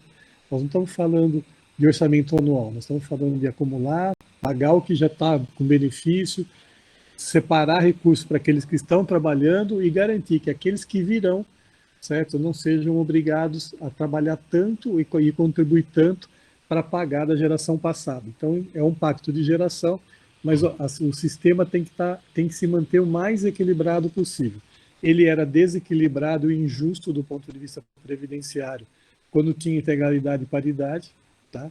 Ninguém tem culpa disso, por favor, ninguém aqui vai querer dizer que o servidor entrou, não tem isso, era o sistema que não estava equilibrado. Passou a ser equilibrado com uma média, e agora com a média de 100%, ele tem uma reciprocidade. Pagou, leva, não pagou, não leva. É difícil para quem está recebendo esse impacto, mas o Brasil inteiro está recebendo esse impacto não só como servidor público, mas como funcionário de entidade privada. Todo mundo sofreu uma reforma da Previdência. É que em cada regime próprio, por ser diferente, você tem o foco, você tem o CPF da pessoa, você tem a foto. Quando você pensa no sistema brasileiro, no INSS, por exemplo, ele é mais impessoal possível, porque ninguém é identificado lá. Então, essa transição que a gente está fazendo, embora seja dolorida para quem está no sistema, ela é justa. Ela é justa porque ela vai carregar o futuro e vai possibilitar que a gente não tenha que fazer nenhum sacrifício do ponto de vista do município para cumprir um direito que o servidor tem, que está sendo reduzido, tá? Ninguém pode chegar aqui e falar que não teve impacto, é mentira. A reforma é para trazer impacto, ela traz menos recebimento e mais prazo de pagamento, isso toda a reforma trouxe, tá? E agora a gente está nessa transição. Nós teremos outras reformas, tá? Nós temos o crescimento do tempo de sobrevida das pessoas, nós temos outras nuances que a gente vai olhar aqui depois que o tempo vocês vão verificar, e a gente vai tendo aos poucos que fazer recalibrações para a gente poder atingir. Mas o que aconteceu? Nós diminuímos para menos da metade o financiamento do déficit. Isso viabiliza o sistema no longo prazo. Tá? Outras alterações poderão vir? Poderão vir. O impacto disso daqui pode até ser melhor do que foi. Isso a gente não consegue dizer agora. O Guilherme vai poder dizer daqui a uns anos, quando ele começar a pegar as médias hoje e colocar contra aquilo que ele está simulando. E ele vai descobrir isso, e a gente já descobriu na reforma de 2004, que a média inicialmente, que todo mundo previa que era de 90%, caiu para 80%. Então, mas isso leva anos para você descobrir quando você vai fazendo caso a caso, foi o que a Claudinha falou no começo aqui. Tá? Nós não temos uma única aposentadoria para conceder, nós temos uma aposentadoria para cada servidor. E aí cada um vai ter sua regra, cada um vai ter sua forma de viver, cada um vai ter sua escolha, o impacto é que vai ser geral lá quando se tiver uma mensuração desses movimentos. Hoje a gente tem uma estimativa.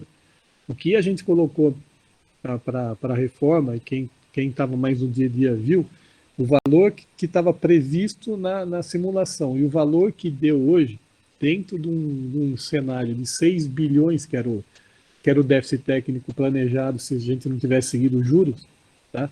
A gente trouxe para menos de uma dezena de milhão. Então, nós estamos falando de 0,0002 de erro na história. Nós acertamos o olho da mosca, né, na verdade.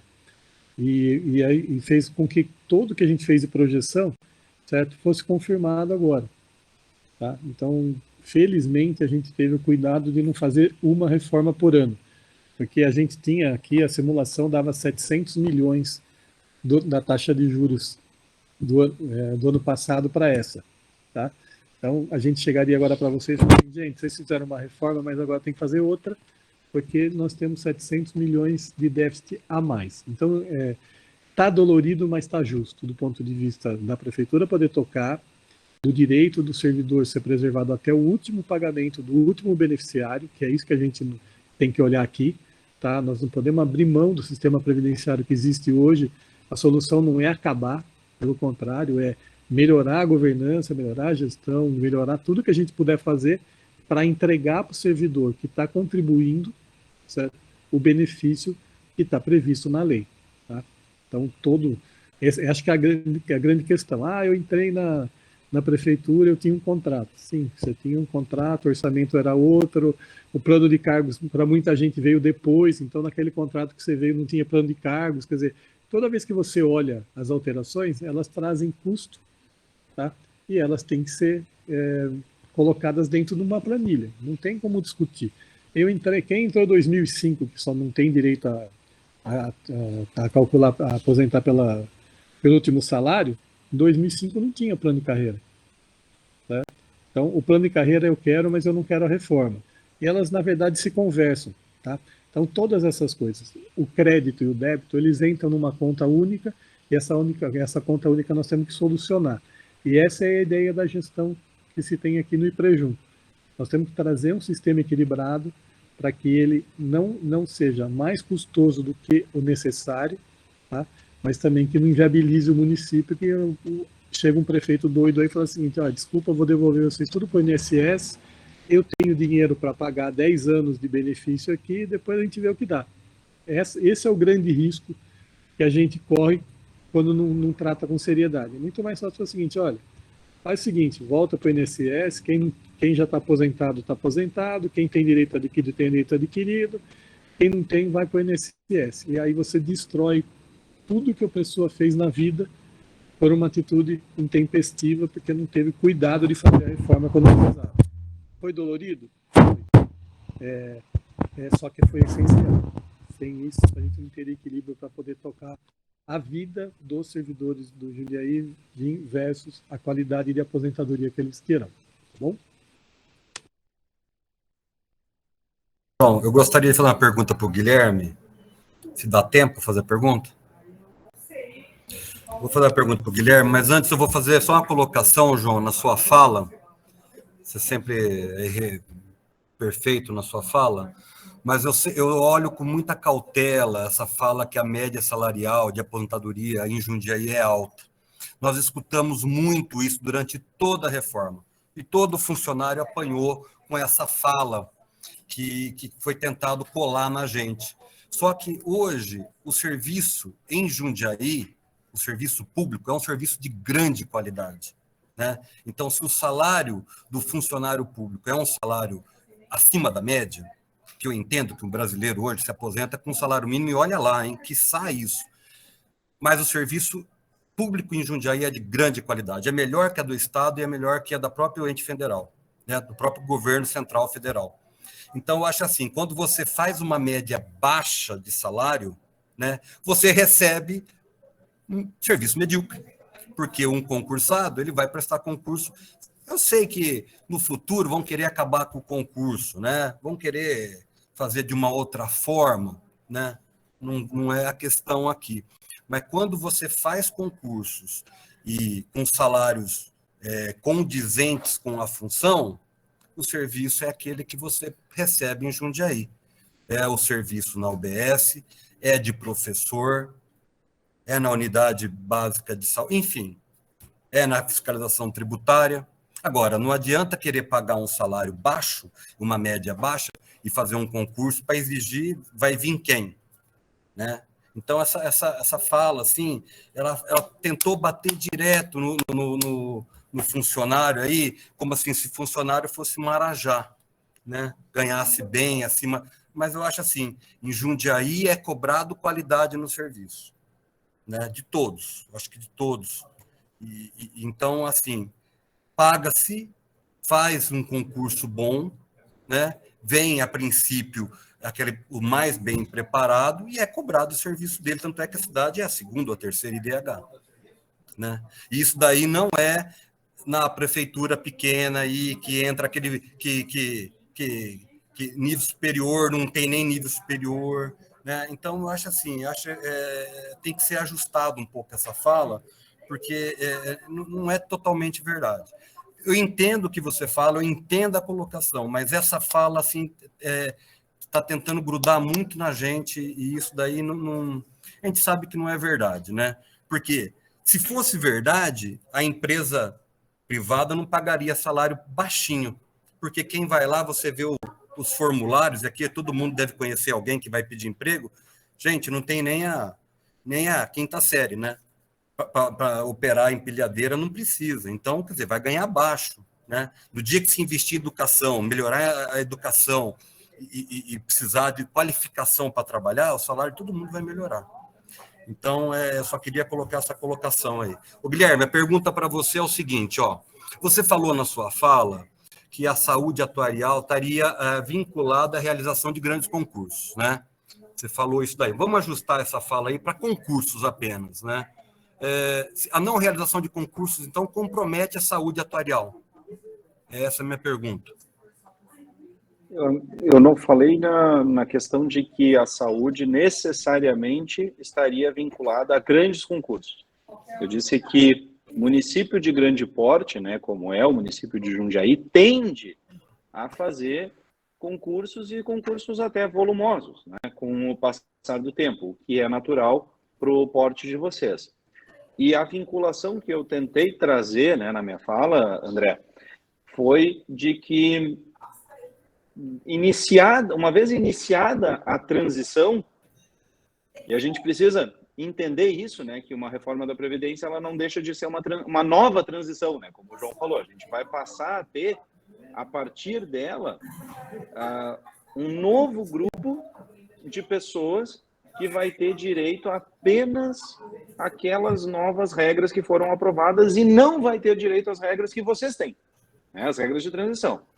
Então, uma vez que a gente observar o ingresso desses novos concursados restritos, que terão restritivamente acesso apenas às novas regras, a gente tende a observar uma melhora da saúde atuarial.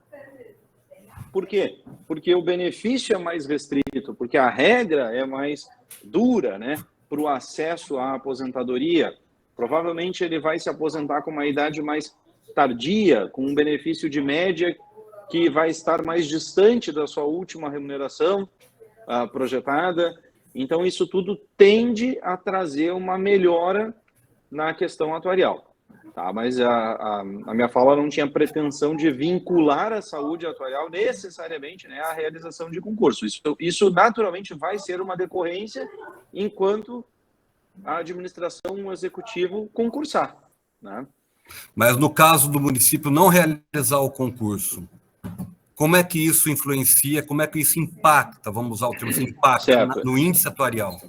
Essa também é uma dúvida muito comum e que ganhou muita voz quando se iniciou a questão dos debates de terceirização.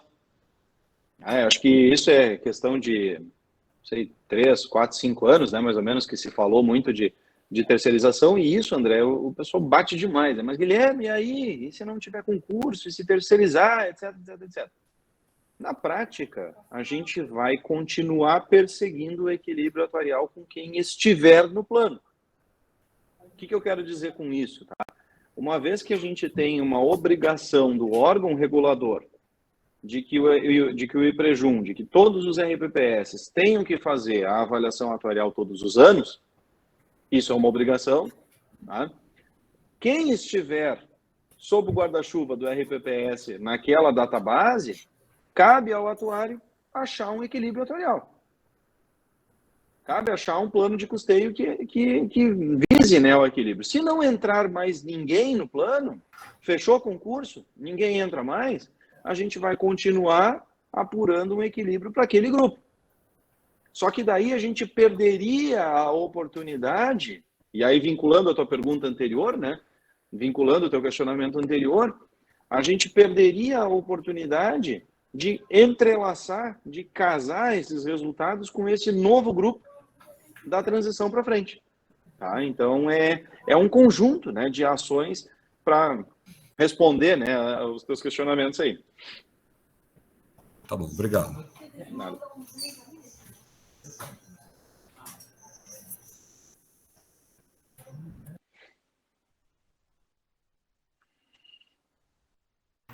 Eu posso fazer uma pergunta? Pois não? Eu não vi quem abriu. Solange. Olá, Solange, tudo bem? Tudo bem. Então, antes da pergunta, eu queria perguntar duas coisas. Primeiro, falar sobre Indaiatuba, né, que tem uma média salarial alta, né, dos servidores lá, e corresponde, né, entre das cidades, não sei se eu estou falando certo, né, o número de cidades que não tenham, não que não tenha, né, um déficit atuarial, mas que também receberam nota máxima de índice de situação previdenciária. E é uma cidade que muitos procuram lá, né, ser servidores públicos, que tem uma média salarial bem alta, né, um número de habitantes também quase que dobra de Jundiaí, né, então eu também acredito, como o André falou, que, né, falar do salário, né, o salário alto, eu acho que nós temos que mudar mesmo essa concepção aí. Outra, quando o João falou do sistema um sistema mais equilibrado, né? Esse sistema que a IPREJUM procura, desse equilíbrio, ele está em consonância com a política pública salarial, de reajuste salarial de categorias, que a gente vê que tem categorias que recebem reajustes altos, e que isso, né, pelo que nas reuniões que nós vimos aí, que isso também causa aí, né, risco aí lá na frente, né? Então, qual é esse equilíbrio que tem entre essa política de reajuste para certas categorias, e geralmente as categorias que têm altos salários, e como que busca esse equilíbrio para que lá na frente não possa ter novamente toda essa questão aí de novas mudanças, novas reformas, né? Qual é esse equilíbrio, qual é essa consonância entre a Previdência, a IPREJUM e a Prefeitura? Sua pergunta é muito interessante e pertinente, Solange, porque a gente tem que necessariamente remeter à questão do cálculo atuarial, né, e de como ele é feito. Porque o que eu apresentei aqui para vocês é a máscara, né, é o final. Mas por detrás desses números aqui tem N cálculos, diversos cálculos, né, diversas projeções, estimativas, etc., né? E é lógico que o Guilherme ou qualquer atuário no mundo não vai acertar no olho da mosca, né? Roubando aí o termo do João sempre, né? A gente não tem como saber exatamente quando que a Solange vai se aposentar, com qual remuneração tu vai estar e qual vai ser o teu benefício, quando que tu vai partir dessa para uma melhor, se tu vai legar ou não a pensão por morte. A gente não tem como acertar isso para todo mundo, né? Então, assim, eu costumo dizer que todo e qualquer ato de pessoal que ocorra dentro do RH respinga no RPPS. Se a gente entender isso, eu acho que a resposta para a tua pergunta eu nem preciso dar. Né? Isso por si só já seria uma resposta.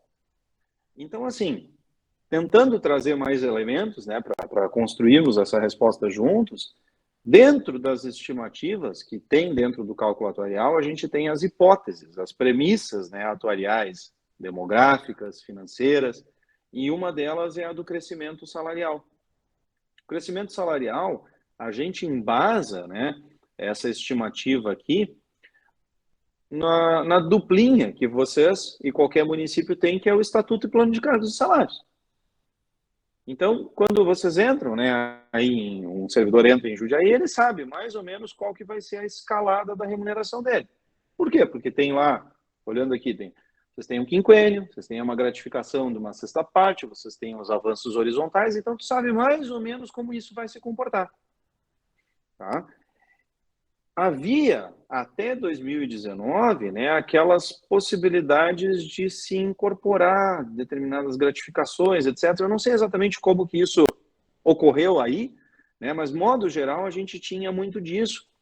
E os RPPS, naquela linha da pergunta da Beth anterior, né, que eu falei que vocês e a maioria dos RPPS carregam um fardo muito grande do passado, isso tudo está muito ligado também a ações de incorporações de gratificação de último ano.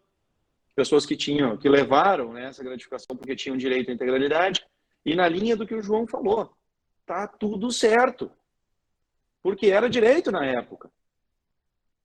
Então não temos que culpar, não tem culpa nesse sentido, porque era de direito à época e estava tudo tranquilo. Mas vejam que isso é uma preocupação tão grande que o Constituinte, na emenda 103, ele fez o quê? Dentre as N mudanças que ele trouxe, ele disse o seguinte: não se incorpora mais nada daqui para frente. Então, isso era uma aberração técnica, uma aberração atuarial tão grande, Solange, que o Constituinte teve que intervir e dizer o seguinte: não tem mais como incorporar nada. Então, assim, se os movimentos salariais, ao longo do tempo, se comportarem de acordo com o que está previsto dentro do plano de cargos e salários, se os dissídios observarem mais ou menos uma reposição inflacionária, óbvio que mais volta e meia vai ter, né, aquele choro do sindicato, aquilo, o dissídio real, né? Mas se tudo ficar dentro de algo normal, de algo natural, a gente tende a não ter um descolamento do nosso passivo atuarial. Aí, usando o exemplo que eu falei antes, se todos os anos vier uma reposição de piso, de qualquer categoria que seja, tá? De 30%, onde a gente vai ter aí 20%, 25% de aumento real, desculpa, pessoal, não tem como o sistema se manter saudável, né? A gente vai continuar indo atrás do equilíbrio atuarial, porque é a obrigação do atuário que estiver fazendo o cálculo. Só que vai, mais ano, menos ano, vai chegar uma hora em que a gente vai estar de novo de um déficit impagável. Então, a resposta para a tua pergunta é uma construção, de novo, né? Muito pertinente, né? No caso, reafirmo aqui, onde a gente precisa, sim, ficar de olho em todo e qualquer ato de pessoal. E a gente faz um trabalho aqui, não sei, né, se a Cláudia também comenta isso com vocês, mas a gente nos é solicitado, né, sempre a emissão de um parecer no caso de uma dobra de carga horária, né, de uma alteração na remuneração, seja por qualquer motivo. E individualmente, né, Cláudia, às vezes a gente chega naquele parecer para uma pessoa de um impacto de 1 milhão. Óbvio que dentro de 4 bilhões, quase 5 bilhões, não é nada. Quando tu junta 100, tu tem 100 milhões, poxa. Então, assim, eu acho que a melhor resposta para a tua pergunta é uma afirmação, né? Tudo que acontece dentro do RH vai respingar no RPPS. Então, é isso que a gente tem que se manter alerta sempre, né? Eu queria só complementar com uma informação, Guilherme, que eu acho que eu não comentei nem com você, talvez não é de conhecimento de todos também.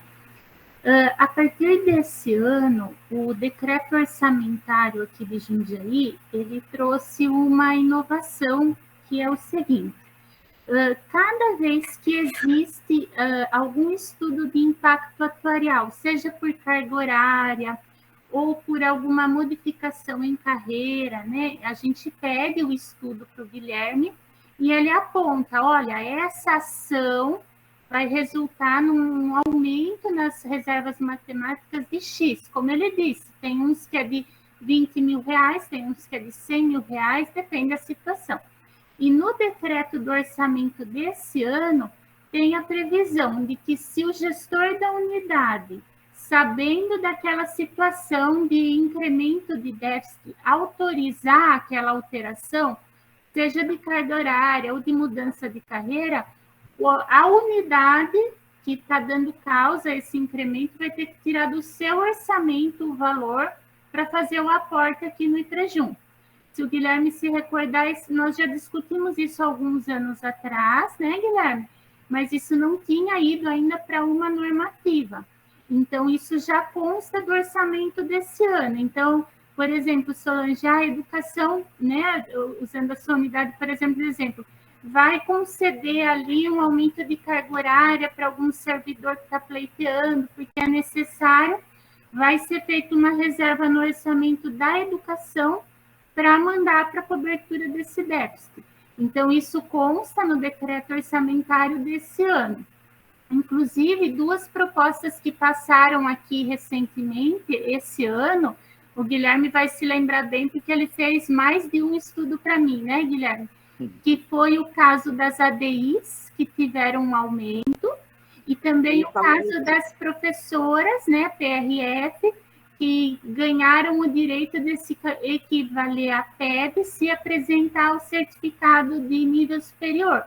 Então, o Guilherme fez esses estudos, a gente apontou lá no processo qual é o impacto. Eu brinco, Guilherme, que quando o seu relatório de avaliação atuarial chegou e eu vi que a sobra foi só de 8 milhões, eu virei para o João e falei, nossa, o aumento das ADI já comeu os 8 milhões. Mas, assim, o que tem a previsão agora é de que a unidade vai ter que reservar do orçamento dela para mandar esse aporte para o Instituto. Então, é uma forma também de o município não falar, não vai ser pego de surpresa. Se ele tem um estudo, ele sabe que aquilo vai gerar um impacto, ele tem que fazer essa reserva antes, né? Para não chegar no cálculo do ano que vem e ser uma surpresa para ninguém. Então, assim, a gente faz esses estudos, a gente põe no processo E, assim, eu soube que isso está no decreto do orçamento, que a unidade vai ter que reter esse valor do orçamento dela. Então, acho que é uma coisa interessante também. É não só interessante, como necessário, né? Esse impacto aí que a gente já tem conversado, né, aqui na educação, no caso da ADIs, né? E que aparece no meio do caminho aí, que isso gera, né, um impacto aí, pelo jeito aí bem grande. E aí é um meio também de dar uma barrada aí, né, porque tudo é muito bonito aí nessa grande doação e depois alguém vai pagar por isso, né? Muitos vão pagar por isso.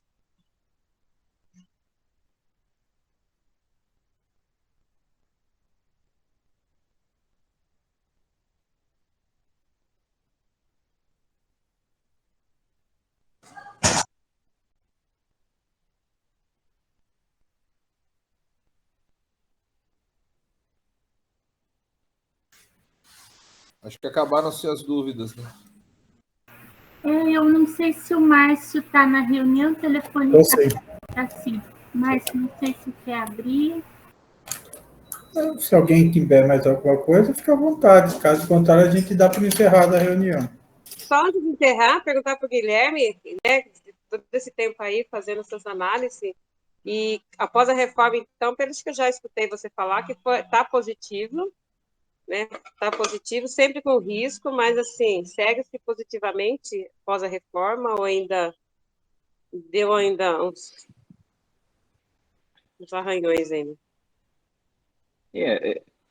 Eu trazendo, assim, né, reflexões para vocês, né, porque são perguntas muito abertas e vocês que têm já esse, pelo menos é uma tentativa minha, né, sempre passar para vocês um conhecimento mínimo para que vocês possam refletir junto comigo, né, a respeito de como que funciona essa avaliação atuarial, né.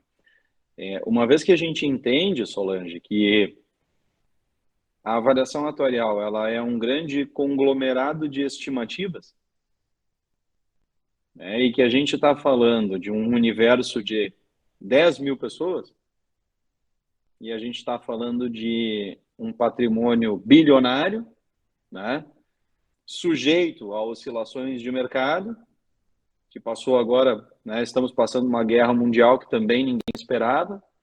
A única coisa que a gente tem sabidamente e que talvez vocês estejam se preparando, né, aí é a questão das eleições presidenciais ao final do ano, onde a gente sabe que, independentemente do resultado, vai haver um movimento, né, um rebote aí do mercado, seja quem ganhar. Então, assim, é muito difícil afirmar qualquer coisa.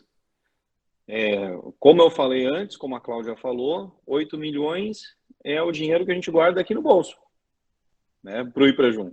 É moeda, é a moedinha, né, que a gente deixa aqui para pagar uma bala, né?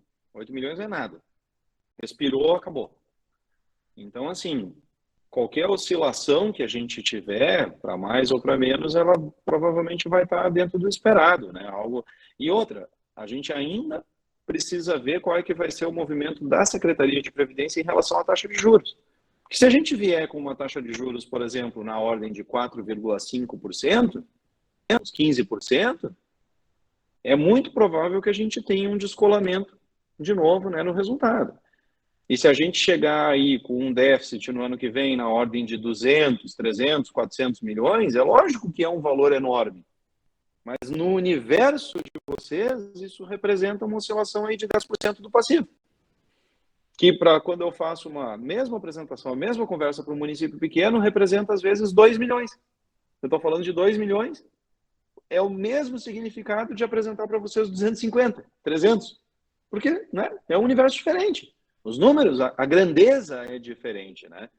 Então, assim, não me preocupa um pouco, né, essas questões de 2022 que a gente tem, desse descolamento, né, que pode haver. Eu não sei qual é a situação de vocês aí em relação a essa questão do piso, mas aqui a gente vê, no estado do Rio Grande do Sul, né, de onde eu falo, muitos municípios fazendo, né, essas simulações, concedendo esses reajustes reais aí na ordem de 20%, que casa com a tua pergunta anterior, e isso acabou. Tu pode ter certeza que vai ter cheque para assinar no ano que vem, né? Então, dependendo dessas movimentações que ocorrerem, a gente certamente vai ter um ajuste a fazer. né, nessa conta aí do déficit atuarial a ser reconhecido no ano que vem.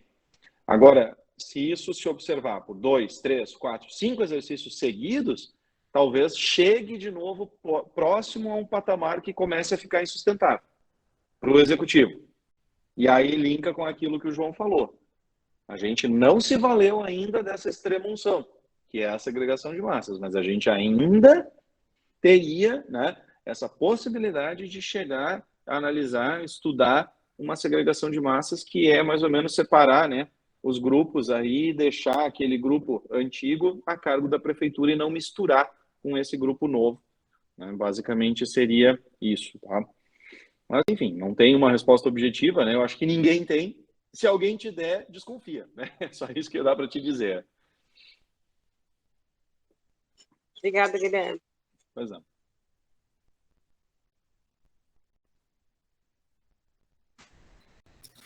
Muito obrigado e até breve. Legal. Em nome do Conselho, então, agradecer a sua disponibilidade, Guilherme. Bastante esclarecedora. A gente tinha realmente essa preocupação, até vamos dizer assim, a análise do que foi todo aquele trabalho que a gente teve de reforma da Previdência. Eu, particularmente, estava muito ansioso para saber qual era o resultado, para a gente saber se teríamos acertado, usando a fala do João, no olho da mosca ou tínhamos errado a mosca. Então, pelo visto, nós acertamos no olho da mosca, já é um bom caminho. Como você mesmo disse, por ser um município grande, um regime grande, qualquer desvio para mais ou para menos, ele dá muito impacto, né? A mesma coisa se você conseguir a meta atuarial, se ultrapassar um pouco da meta atuarial, o resultado é muito bom. Agora, se a taxa de juros ou a meta não for atingida, o resultado é da mesma grandeza, né? É muito ruim ou é muito bom, né? Mas eu acho que se a gente analisar que o Instituto nosso tem cerca de 30 anos, que a gente teve essa situação toda, passamos por diversas planos de cargo e tudo mais, que a gente acabou chegando nessa situação um pouco mais complicada e que serviu até como aprendizado, que não dá para ser a coisa assim muito solta, porque sabe que a conta chega, mais dia ou menos dia essa conta chega, né? Então, eu acho que foi até um aprendizado para que realmente não dá para se deixar muito solto, tem que se levar mais na rédea curta, vamos dizer assim, né? E esperamos que os resultados venham satisfatórios. 22 é bastante preocupante realmente, né? Mas que pelo menos de 23 para frente, a gente tem até uma folguinha, né? Que a alíquota desce para 16%, e temos até essa folguinha que pode até dar uma brincada, voltar para os 19 sem sentir muita coisa, né? Então a gente acaba tendo um pouquinho de uma pequena carta na manga ainda, mas eu acho que tá satisfatório por hora, né, Cláudia? Não sei se... Eu também agradeço, viu, Guilherme? Foi bem importante a apresentação, a gente gravou, eu vou mandar no link também para os conselheiros que não puderam participar, e agradeço, viu, sua disponibilidade. Eu também agradeço o convite, né, e fico à disposição aí para qualquer outra intervenção, qualquer reunião que vocês precisem, tá? E, de qualquer forma, desejo uma boa semana para todos vocês aí. Obrigado. Obrigado. Até mais. Obrigada, pessoal. Tchau, Obrigada. pessoal. Boa tarde. Tchau. Boa Tchau, tarde. gente. Até mais. Bom descanso.